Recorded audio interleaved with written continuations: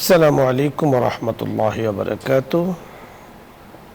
الحمد لله رب العالمين والعاقبة للمتقين وعلى آله وأصحابه أجمعين. قال الله عز وجل في القرآن العظيم: أعوذ بالله من الشيطان الرجيم. بسم الله الرحمن الرحيم. ألا بذكر الله تطمئن القلوب. وقال تعالى في موضع آخر: فاذكروني أذكركم واشكروا لي ولا تكفرون. وقال تعالى في موضع آخر: وذكر فإن الذكرى تنفع المؤمنين. صدق الله المولانا العظيم وصدق رسوله النبي الكريم. সুপ্রিয় দর্শক মণ্ডলী, মহান আল্লাহ তাআলার দরবারে লাখো কোটি শুকরিয়া পেশ করছি। পবিত্র কালামে পাকের তেলাওয়াতের পরেই আমরা শুরু করতে যাচ্ছি আমাদের আজকের সুন্দর আয়োজন। আল্লাহ রাব্বুল কারীম পবিত্র কোরআন হাকিমের বিভিন্ন জায়গাতে আমাদেরকে স্মরণ করিয়ে দিয়েছেন যে মুমিনদের জন্য আল্লাহর স্মরণ, আল্লাহর জিকির কত উপকারী। তাই তো তিনি বলেছেন সূরাতুজ জারিয়াত: ওয়াযাক্কির ফাইন্না যিকরা তানফাউল মুমিনিন। আল্লাহকে স্মরণ করো, আল্লাহর স্মরণ মুমিনদের জন্য উপকার। তাই মুসলমানদের জীবনে আল্লাহর স্মরণের গুরুত্ব, তাৎপর্য নিয়ে আজকে বিস্তারিত আলোচনা করবেন বিশিষ্ট ইসলামী চিন্তাবিদ, শিক্ষাবিদ ডক্টর মোহাম্মদ গোলাম রব্বানী, অধ্যাপক, ঢাকা বিশ্ববিদ্যালয়। আসসালামু আলাইকুম। ওয়ালাইকুম আসসালাম ওয়া রাহমাতুল্লাহ। কেমন আছেন? জি আলহামদুলিল্লাহ, আপনি ভালো আছেন? আলহামদুলিল্লাহ। আজকে আপনার কাছে আমরা শুনবো আল্লাহর স্মরণ বা জিকির নিয়ে। কারণ পবিত্র শাবান মাসে আল্লাহর স্মরণ রাসূল আকরাম সাল্লাল্লাহু আলাইহি ওয়াসাল্লাম অনেক বেশি করতেন, সবসময় করতেন, কিন্তু শাবানে যেন পরিমাণটা বাড়িয়ে দিতেন। রাসূল নিজে বলেছেন যে শাবানে এত বেশি রোজা রাখতেন যে রমাজানের পরে অন্য কোনো মাসে এত নফল রোজা তিনি রাখতেন না। তার মানে এই মাসের গুরুত্ব, তাৎপর্য রয়েছে।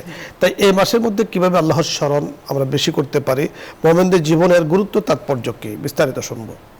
আলহামদুলিল্লাহ ওয়া কাফা ওয়া সালামুন আলা ইবাদিল্লাযিনা ইসতাফা, আম্মা বা'দ। আউযু বিল্লাহি মিনাশ শাইতানির রাজীম। বিসমিল্লাহির রহমানির রহিম। ওয়া তুসাব্বিহুহু বুকরাতান ওয়া আসীলা। আল্লাহ তাআলা আমাদেরকে সৃষ্টি করেছেন তার ইবাদত করার জন্য। ইবাদতের অন্যতম একটা মাধ্যম হলো তাকে স্মরণ করা। এই স্মরণটা আমরা কেন করব সেটা আমরা প্রথম বুঝে নেই। স্মরণটা আসলে আমরা সর্বাবস্থায় করব। যদি আমি সুখে থাকি তাহলেও আমরা স্মরণ করবো আল্লাহ তাআলার জন্য। আপনি যে আয়াত তেলাওয়াত করেছেন, ফাজকুরুনি আযকুরুকুম ওয়াশকুরুলি ওয়ালা তাকফুরুন, যে তোমরা কী করো, আমাকে স্মরণ করো, তাহলে আমিও তোমাদেরকে স্মরণ করব। মানে কোনো একটা সমস্যা হলো, কোনো একটা ভালো জিনিস হয়েছে, তাহলে আমাকে স্মরণ করো, তাহলে আমিও তোমাদেরকে স্মরণ করবো। আমরা কিন্তু প্রতি সপ্তাহে, প্রতি শুক্রবার কোরআনের এই আয়াত যেটা আছে কোরআনের মসজিদে আমরা শুনি, ইমাম সাহেব বলতেছেন, কিন্তু আমরা বুঝি না। মানে স্পষ্টভাবে বলা হচ্ছে ফাজকুরুনি আযকুরুকুম, মানে আমাকে স্মরণ করো, তাহলে আমিও তোমাকে স্মরণ করবো। মানে তোমার যে প্রয়োজনটা হয় সেই প্রয়োজনটা আমরা আল্লাহর কাছে বলবো, আল্লাহ তাআলা আমাকে স্মরণ করবো। ওয়াশকুরুলি, আমার শুকরিয়া আদায় করো, ওয়ালা তাকফুরুন। তাহলে আমরা সুখে যখন আমার ভালো জিনিস কোনো কিছু পাবো তখন আমি আল্লাহ তাআলা স্মরণ করব। আর যখন বিপদে থাকবো তখনও আল্লাহ স্মরণ করব। আল্লাহ তাআলা কি বলতেছেন? উদউনি আস্তাজিব লাকুম, তোমরা বিপদে পড়েছো, আমাকে স্মরণ করো, সমস্যা নেই, আমাকে যদি স্মরণ করো তাহলে আমি তোমাকে কি করব? আস্তাজিব লাকুম, তোমার ডাকে সাড়া দিব, তোমার কথায় আমি সাড়া দিব। আমি কয়েকদিন আগে একটা প্রবলেম পড়েছি, দেখি কিছুতে সমাধান হচ্ছে না। পরে শেষ মতো 2 রাকাত নামাজ পড়লাম, নামাজ পড়ে আল্লাহ তাআলার কাছে এটা সুপোর্ট করে দিলাম, ব্যাস আল্লাহকে স্মরণ করলাম। পরে দেখলাম যে সুন্দরভাবে সমাধান হয়ে গেছে। এই যে বিষয়টা, যে আমরা যেখানে ফেল হচ্ছি, আল্লাহ তাআলার স্মরণ করার মাধ্যমে, আল্লাহর উপর আমরা সুপোর্ট করে দেওয়ার কারণে, আল্লাহ তাআলার মাধ্যমে সব সমাধান চাওয়ার কারণে সমাধান আল্লাহ তাআলা করে দিয়েছেন। এভাবে যদি আমরা বিপদে পড়ি তাহলে আমরা আল্লাহ তাআলা স্মরণ করব।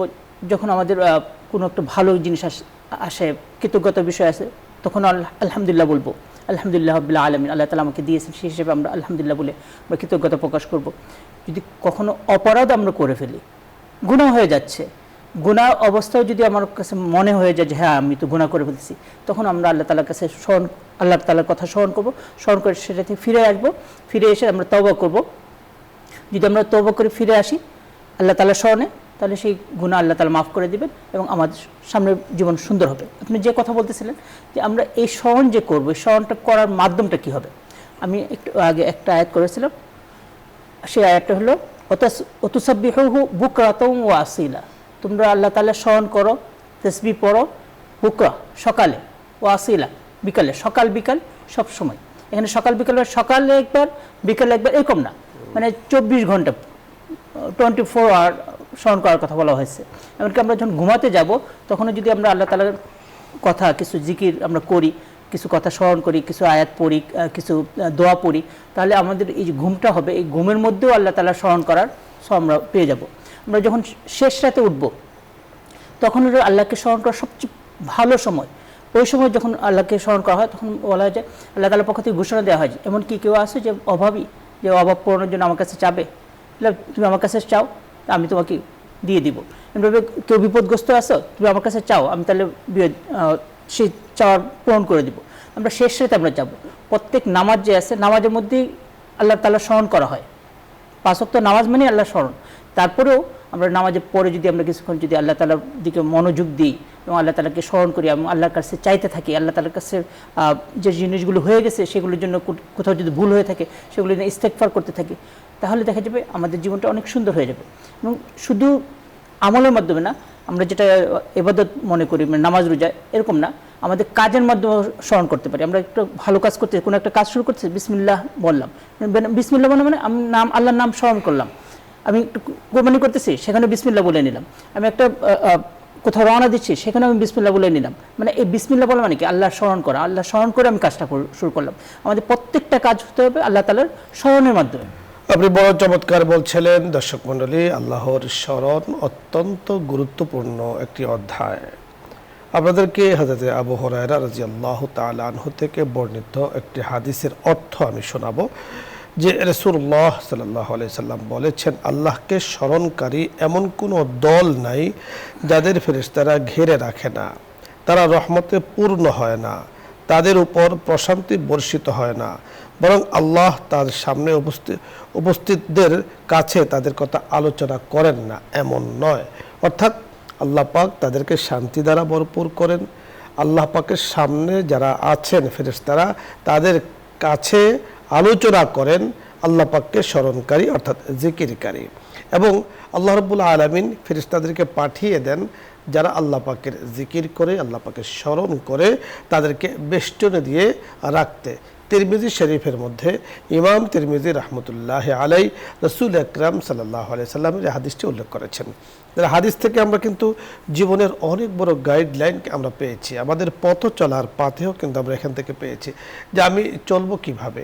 আমি আমার জীবনের চলার পথে আমাদের ডক্টর মোহাম্মদ গোলাম রব্বানী সাহেব বলেছেন যে শুধু মসজিদে বা নামাজের পরে সকাল সন্ধ্যায় আমরা আল্লাহকে স্মরণ করব না বা জিকির করব না, জীবনের প্রতিটি ক্ষেত্রে আমি আল্লাহ পাককে স্মরণ করব। যখন আমি বিপদে পড়েছি তখনও স্মরণ করব, সুখে আছি তখনও স্মরণ করব, এবং আকস্মিক কিছু দরকার তখন আল্লাহ পাককে স্মরণ করব। আমরা দেখেছি আমাদের জীবনের অভিজ্ঞতায় আল্লাহ তাআলা এত সহজ করে দিয়েছেন, কঠিন থেকে কঠিনতর বিষয়কে আল্লাহ তাআলা অনেক সহজ করে দিয়েছেন। আল্লাহ পাকের কাছে বান্দা যখন সাহায্য চান, আল্লাহ পাকের কাছে বান্দা যখন অর্পণ করেন, এক্ষেত্রে আমাদের বুজুর্গান এদিন বলেছেন, আপনি যখন কোনো কাজ করতে যাবেন তো আল্লাহ তাআলার কাছে বলুন, আল্লাহুম্মা ইয়া রাব্বি সাহিল, আল্লাহ এই কাজটি আপনি আমার জন্য সহজ করে দিন। পথ চলছেন অথবা কোনো কাজ করছি আমি, যে কোনো বিষয়ে আল্লাহ তাআলার কাছে সহজটাকে আমি চাই। এটাও আল্লাহ তাআলার স্মরণ, অনেক বড় স্মরণ। আল্লাহ যে কাজটি আমি করতে যাচ্ছি এই কাজটিকে আপনি পূর্ণ করুন। আল্লাহ যে কাজটি আমি করতে যাচ্ছি এই কাজটিকে আপনি কবুল করুন। তিনটি জিনিস যখন আমি আল্লাহ তাআলার কাছে অর্পণ করলাম, তাহলে আমার কিন্তু আর কিছু নেই, সমস্ত আল্লাহ তাআলা আমাকে ব্যবস্থা করে দেবেন। আল্লাহ সহজ করেন, আল্লাহ আপনি পুরা করেন, আল্লাহ আপনি কবুল করেন।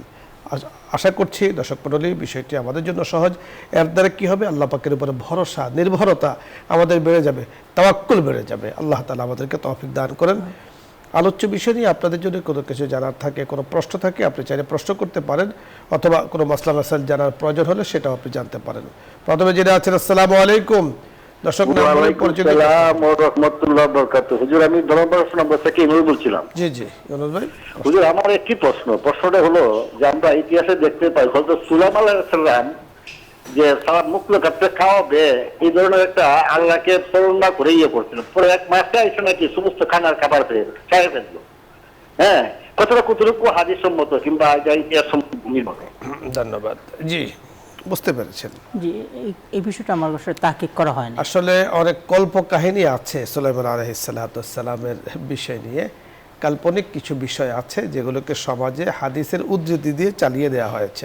আসলে এগুলোর যথেষ্ট তাহকিক আলোচনা লাগবে, যথেষ্ট পর্যাপ্ত পরিমাণে এগুলো নিয়ে আলোচনা হবে। সুলাইমান আলাইহিস সালাতু ওয়াসসালামের ক্ষেত্রেও কিন্তু এই ধরনের কথা আছে, বিভিন্ন পত্রপত্রিকার কথাগুলো প্রচলিত আছে, কিন্তু এই বিষয়টা আমরা আসলে আমি ভালো জানি না, অন্তর্ভুক্ত আমারও তাই মনে হচ্ছে। জি ধন্যবাদ। পরের দর্শক, আসসালামু আলাইকুম ওয়া রাহমাতুল্লাহ। ওয়ালাইকুম আসসালাম। ওয়ালাইকুম আসসালাম। প্রশ্ন করুন। আমার একটা প্রশ্ন। জি।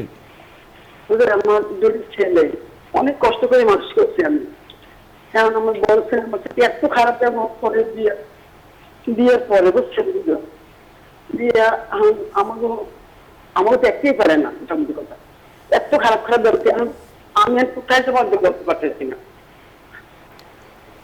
দুঃখজনক অনেক কষ্টের কথাগুলো আপনি বলছেন, আমরা শুনছি। সন্তান অবাধ্য হয়ে যায়, অবাধ্য হওয়ার পিছনে তো অনেকগুলো কারণ আছে। এখন আপনি যেটা বলতেছেন যে এখন তার থেকে কি ওটা আমরা না গিয়ে কীভাবে তাকে বসে আনা যায়, কীভাবে তার থেকে উপকৃত হওয়া যায়, সেই কথাটা যদি আমি কয়েকটা বলতে চাই, তাহলে একটা বলবো যে প্রথমে আপনি 1 সপ্তাহ 15 দিন সন্তানের দোষ ধরা বন্ধ করে দেন। 15 দিন দোষ ধরা বন্ধ করে দিয়ে তার প্রশংসাগুলি করেন, তার ভালো সাইডগুলি বলার পর তার সাথে মিশার চেষ্টা করেন, তার কাছাকাছি আসার চেষ্টা করেন। আর কাছাকাছি যখন আসার চেষ্টা করবেন, তখন আপনার যখন যে জিনিসটা প্রয়োজন হবে, তাকে পিঠে হাত বলে, বাবা এইটা একটু করে দিলে ভালো হয়, বা এটা করলে ভালো হয়, তাহলে আমার মনে হয় যে এটা আল্লাহ তাআলা তাই করুন। আমরা নাহলে দেখা যাচ্ছে বাচ্চারা কিন্তু সমালোচনা নিতে পারে না, অনেকেই নিতে পারে না, এর মধ্যে বাচ্চারা সমালোচনা নিতে পারে না। তো সমালোচনা যখন করা হয় তখন তাকে আর দেখতে পারে না, কোনো কথাই শুনতে রাজি না। এই জন্য আমি মনে করি যে প্রথমে আগে স্বাভাবিক ফর্মুলাগুলো অত্যন্ত সুন্দর বলেছেন। আমাদের এই মার জন্য আমাদের আসলে পরামর্শ থাকবে, আসলে আমাদের কিছু করার নেই, তবে আপনার জন্য যে বিষয়টি আমরা বলবো, আপনি আল্লাহ তাআলার কাছে দোয়া করুন এবং আমাদের মুহতারাম যে বিষয়গুলো বলেছেন সেগুলো আপনি অ্যাপ্লাই করতে পারেন, তার সাথে ফিট করতে পারেন। হয়তোবা করেছেন, উপকার পাচ্ছেন না, তবে আপনি চালিয়ে যান। সন্তান আপনার নিঃসন্দেহে কোনো সন্তানই আসলে একসময় বিবাহের পরে কিছু কিছু শোনা যায়, আরেকজন মেয়ের কথা শুনে মা বাবার সাথে দুর্ব্যবহার করে। এই ছেলেগুলো আসলে এরা নিজের পরকালকে, দুনিয়াকে বরবাদ করছে। দুনিয়া এবং পরকাল বরবাদের সবচাইতে বড় মাধ্যম হলো এটি, মা বাবার সাথে দুর্ব্যবহার করা। এবং আপনি যে দেখেছেন যে হযরত শাহ ওলিউল্লাহ মুহাদ্দিস দেহলভী রহমতুল্লাহ আলাই তিনি বলেছেন যে কিয়ামতের আলামত অনেকগুলো আছে, তার মধ্যে একটা হলো রাসূল সাল্লাল্লাহু আলাইহি ওয়াসাল্লাম বলেছেন ওয়াকুকুল ওয়ালিদাইন, মা বাবার সাথে খারাপ ব্যবহার করা, এটাও কিন্তু তার অন্তর্ভুক্ত। পবিত্র কোরআনে তাকে নিষেধ করেছে, সে আল্লাহ পাকের হুকুম অবাধ্য করছে, আল্লাহ পাকের হুকুমের বিরুদ্ধে চারণ করছে, এটা তার ধ্বংসের কারণ হয়ে যাচ্ছে। এভাবে তাকে নিজে বোঝাই অথবা মুরব্বীদের মাধ্যমে বোঝালে তার জীবনটা সুন্দর হবে। না হয় কিন্তু মার সাথে দুর্ব্যবহার করছে, মার কিছুই হবে না, আল্লাহ তাআলা চাহে তো মা হয়তো কষ্ট পাচ্ছে সন্তানের কারণে, কিন্তু এই ছেলেটার জীবন কিন্তু ধ্বংস হয়ে যাবে। আল্লাহ তাআলা তার জীবনকে রক্ষা করেন, আমরা দোয়া করছি। পরে দর্শক, আসসালামু আলাইকুম ওয়া রাহমাতুল্লাহ। আসসালামু আলাইকুম, আমি মামুন রেজা বলছি নওগাঁ থেকে। জি বলুন। আমার 4টি প্রশ্ন। 1 নম্বর হলো যে কোন ছেলে বা মেয়ে তার বাবা মাকে ছেলে মেয়ের টাকা দিয়ে হজ করাতে পারবে কিনা, আর সেটা কবুল হবে কিনা, আর আগে হজ করতে হবে কিনা। আর 2 নম্বর হলো যে আমার ওয়াইফ একটা স্কুলে চাকরি করে, প্রাইমারি স্কুলে, সেখানে তার কলিগরা অনেক হেয় প্রতিপন্ন করে, কথায় কাজে সব থেকে। তো সেই ক্ষেত্রে তাদের থেকে রক্ষা পাওয়ার জন্য কি করবে, কি কি দোয়া আমল আছে? আর 3 নম্বর হলো যে আমরা সকাল সন্ধ্যায় যে জিকির আজকাল গুলো করবো, তার সময়গুলো কখন কখন? ধন্যবাদ আপনাকে। সকাল সন্ধ্যার আমল নিয়ে আসলে আমরা একটু আগে কথা বলেছি, ফজরের পরে এবং মাগরিবের পরে। প্রথম যে প্রশ্নটি করেছেন বুঝতে পেরেছেন প্রশ্নটি? প্রথম প্রশ্নটা ছিল যে ছেলেরা মিলে বাবা এবং মাকে হজ করাতে চাচ্ছে, এটা একটা অনেক ভালো একটা উদ্যোগ। যদি বাবার ব্যক্তিগত যে সম্পদ থাকে তাহলে তো বাবার উপর হজ ফরজ ছিল, হয়তো কোনো কারণে উনি হয়তো করতে পারেন নাই। এখন যদি ছেলেরা একটু সহযোগিতা করে, তাকে পাঠায়, তাহলে এটা সুন্দর করে হয়ে গেল। কোনো কারণে যদি আমরা মনে করি যে না বাবার সামর্থ্য ছিল না, হজের সামর্থ্য ছিল না, কিন্তু পরবর্তীতে ছেলেরা যখন বড় হয়েছে তাদের চাকরি বাকরি বা অন্যান্য ইনকামের কারণে তাদের হাতে টাকা এসেছে, কিন্তু বাবার কাছে সেভাবে টাকা নেই, বাবার উপর হজ ফরজ না বা মায়ের উপর হজ ফরজ না, তাহলে যখন ছেলেরা তাকে টাকা দিচ্ছে, দেওয়ার পর টাকার মালিক বানিয়ে দিচ্ছে, যখন টাকার মালিক বানিয়ে দিচ্ছে তখন কিন্তু তার উপর অলরেডি হজ ফরজ হয়ে যাচ্ছে, তখন সুন্দরভাবে হজ করে আসবে, হজ আল্লাহ তাআলা কবুল করবেন ইনশাআল্লাহ। হজ করবেন, বাট যারা টাকা দিয়েছেন তাদের জন্য হজ করা জরুরি না, অর্থাৎ বাবাকে টাকা দেওয়ার জন্য ছেলে মেয়ের হজ করা জরুরি, তাদের উপরে ফরজ হলে তারা করবে, আর যদি ফরজ না হয় তাহলে বাবাকে করাতে চায়, মালিক বানিয়ে দিতে চায়, মালিক বানিয়ে বাবাকে হজ করাবে, কোনো সমস্যা নেই, হজ করাতে পারবে। তাদের উপর যদি হজ ফরজ হয়, তারপর যদি বাবাকে আগে পাঠায় পরবর্তীতে গেল তারা, সেটাও কোনো সমস্যা নেই। এবং আমি বলবো যে যে কাজটা করতে চাচ্ছে এটা অনেক সুন্দর প্রশংসনীয় কাজ। জি, আরেকটি প্রশ্ন, ওনার ওয়াইফ সেটা হলো চাকরি করেন, প্রাইমারি স্কুলে চাকরি করেন, কিন্তু সেখানে কলিগরা হয়তো বা বিভিন্ন ভাবে ওনাকে, এই ক্ষেত্রে আমি দুটো আমলের কথা বলবো। একটা আমল হলো আয়াতুল কুরসি পড়া, আয়াতুল কুরসি পড়লে আল্লাহ তাআলা হেফাজতের দায়িত্ব নিয়ে নেবেন।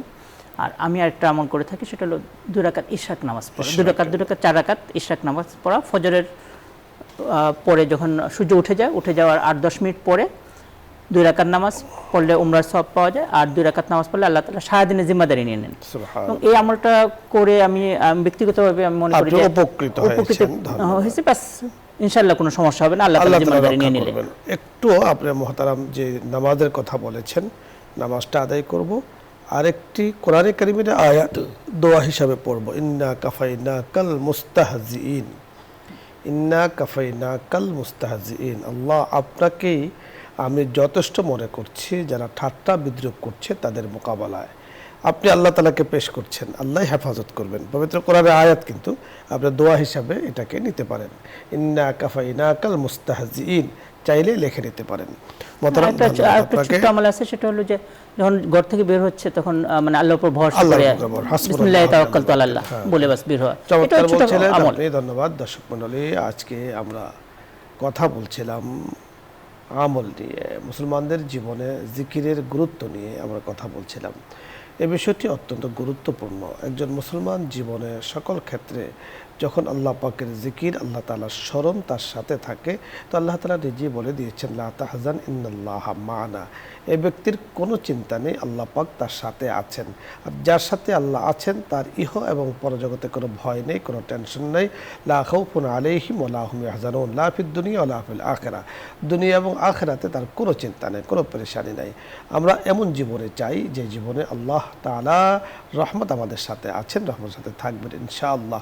আল্লাহ তাআলা আমাদেরকে তৌফিক দান করুন, মাহে শাবান মাসে বেশি বেশি ইবাদত করার তৌফিক দান করুন। আজকে আর নয়, সকলকে ধন্যবাদ জানিয়ে আল্লাহ পাকের শুকরিয়া আদায় করে আল্লাহ পাকের স্মরণ করে শেষ করছি, বিদায় দিচ্ছি আজকের মতো। আসসালামু আলাইকুম ওয়া রাহমাতুল্লাহি ওয়া বারাকাতুহু। দোয়া হচ্ছে, দরুদ ইস্তিগফার পাঠ করি। আল্লাহুম্মা সাল্লি আলা সাইয়্যিদিনা ওয়া নাবিয়্যিনা ওয়া শাফিঈনা ওয়া হাবিবিনা মাওলানা মুহাম্মদ সাল্লাল্লাহু আলাইহি ওয়াসাল্লাম। আস্তাগফিরুল্লাহ।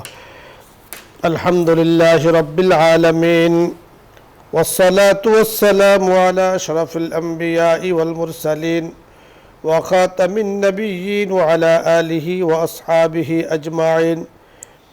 ربنا ظلمنا أنفسنا وإن لم تغفر لنا وترحمنا لنكونن من الخاسرين. رب ارحمهما كما ربياني صغيرا، رب ارحمهما كما ربياني صغيرا. يا الله يا كريم يا رحيم، মাওলাই করিম, আমরা গুনাহগার বান্দারা ইয়া আল্লাহ আপনার শাহী দরবারে হাত তুলে আছে। ইয়া আল্লাহ, গুনাহগুলো স্বীকার করে হাত তুলে আছে, মেহেরবানি করে আমাদের জীবনের গুনাহগুলো মাফ করে দেন। মাওলাই করিম, লাইল ও নাহার আপনি সৃষ্টি করেছেন, রাত্র দিন আপনি সৃষ্টি করেছেন। ইয়া আল্লাহ, 24 ঘন্টা, বছর, মাস, জীবন আপনি সৃষ্টি করেছেন, মেহেরবানি করে বরকত দ্বারা আপনি ভরপুর করে দেন। ইয়া আল্লাহ, আমাদের জীবনকে, আমাদের সময়কে, আমাদের হায়াতকে আমাদের আওলাদকে, আমাদের সন্তানদেরকে, আমাদের দেশকে, মাওলাই করিম বিশেষ করে এই অনুষ্ঠানের সাথে যারা যুক্ত আছেন, আয়োজক বৃন্দদেরকে যারা যুক্ত আছে, ইয়া আল্লাহ আমাদেরকে, বসুন্ধরা পরিবারকে, চেয়ারম্যান মহোদয়কে, মাওলাই করিম সদস্যবৃন্দ যারা আছেন, মেহেরবানি করে সকলকে আপনি বরকত দ্বারা ভরপুর করে দেন, আমল দ্বারা ভরপুর করে দেন, শান্তি দ্বারা পরিপূর্ণ করে দেন। ইয়া আল্লাহ, আপনার হাবিব বলেছেন যারা আপনাকে স্মরণ করে মাওলাই করিম তাদেরকে পরিপূর্ণ রহমত দান করেন কামনা করে মেহেরবানি করে পরিপূর্ণ রহমত দ্বারা ভরপুর করে দেন, পরিপূর্ণ শান্তি দ্বারা ভরপুর করে দেন, পরিপূর্ণ নিরাপত্তার বিধান আমাদের জন্য চালু করে দেন। তামাম অশান্তিগুলো মেহেরবানি করে আমাদের থেকে, দেশ থেকে আপনি দূর করে দেন। মাওলাই করিম, মাহে শাবান চলছে, আমাদেরকে বেশি বেশি আমল করার তৌফিক দান করেন। আল্লাহুম্মা বারিক লানা ফি রজব ওয়া শাবান ওয়া বাল্লিগনা রমাদান। ইয়া আল্লাহ, আমাদের দেশের জন্য খায়র ও কল্যাণের ফয়সালা করে দেন। মাওলাই করিম, যে মানুষগুলো আমাদেরকে রেখে ঈমান নিয়ে কবরে চলে গিয়েছেন, শাহাদাত বরণ করেছেন আততায়ীর হাতে, মাওলাই করিম বিভিন্নভাবে মাওলাই করিম শাহাদাতের মর্যাদা পেয়েছেন, সকলকে জান্নাতের আলা মাকাম দান করেন। আপনার হাবিবের উসিলায় মেহেরবানি করে আমাদের দোয়াকে কবুল মঞ্জুর করে নেন। আমিন বিহরমতে সাইয়্যিদুল মুরসালিন। আলহামদুলিল্লাহি রাব্বিল আলামিন।